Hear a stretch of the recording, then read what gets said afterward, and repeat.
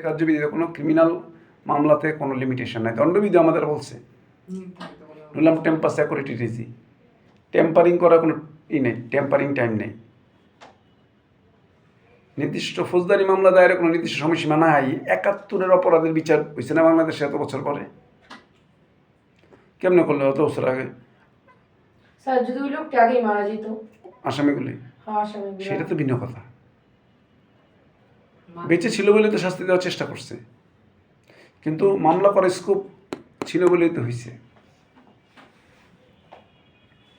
নাহলে ক্রিমিনাল মামলা 50 বছর বড় করা যাবে। আমরা এই ঘটনা কি দেখলাম, প্রায় কত বছর পরে মামলা হলো? 2071-এর ঘটনা 2009-এর দিকে আন্তর্জাতিক অপরাধ ট্রাইব্যুনাল হলো, এরপর কয়েক বছর পরে বিচার টিচার হইলো, সাজা টাজা দিল। তাহলে কীভাবে দিল? 40।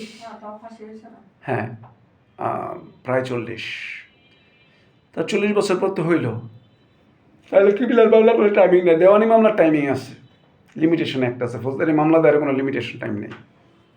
ফৌজদারি আপিল টাইম আছে, মামলা দায়ের টাইম নেই। আচ্ছা, তাহলে আমরা দেখতে পেলাম এজা দায়ের করতে গেলে অধিক বিলম্বের কারণ আবার উল্লেখ করতে হবে। আপনি কেন দেরি করছেন আমার ব্যাখ্যা দিতে হইব। মামলা করছেন, আপনাকে মাথায় বাড়িতে ফাটাইছে, 15 দিন পর মামলা করতে আসেন কেন? তখন বলতে হইব আমি সুস্থ হয়েছি, হসপিটালে ছিলাম, আত্মীয় স্বজনের সাথে আলোচনা করলাম, মামলা কিন্তু দুর্বল হইব। 1 মাস পরে মামলা করলেও মামলা হইব, দুর্বল হইব। কিন্তু আমরা তখন আদালতে বলবো স্যার চিন্তা করেন, স্যার 1 মাস পরে মামলা করলো, তো স্যার চিন্তা ভাবনা কইরা খুঁজে নামগুলি দিছে স্যার, সন্দেহজনক।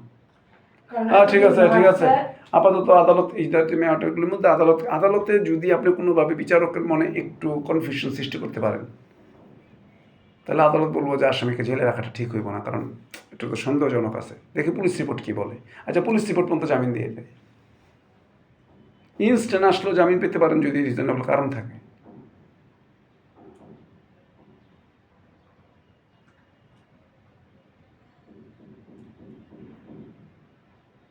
হ্যাঁ, ইনস্ট্যান্ট হলে, তাহলে ইনস্ট্যান্ট হইলে তথ্য টেম্পারিং করা, সাক্ষী আসামিদের নাম বাছাই করে দেওয়া আপনি সুযোগ পাবেন না। এই কারণে ক্রিমিনাল মামলায় স্কোপ নাই, আপনি এটা করতে পারবেন না। এখানে বলা হচ্ছে যে কোনো অপরাধ সংঘটিত হলে বিলম্ব না করে যত দ্রুত সম্ভব এজাহার দায়ের করা উত্তম, যত দ্রুত সম্ভব। লেট করলে আদালতের মনে সংশয় সৃষ্টি হবে, লেট করলে আদালতের মনে সংশয় সৃষ্টি হবে।